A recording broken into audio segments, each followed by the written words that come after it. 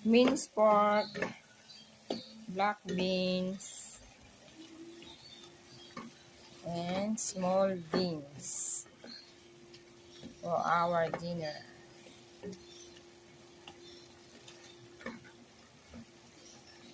Ito pong lutong ito ay natutunan ko sa at nakita nung kami kumain sa restaurant sa Typhoon. Sarap po siya sa noodles.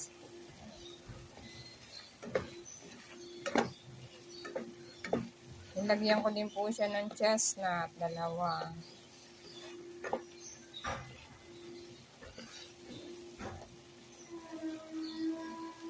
Kalahating kilo po itong minced pork.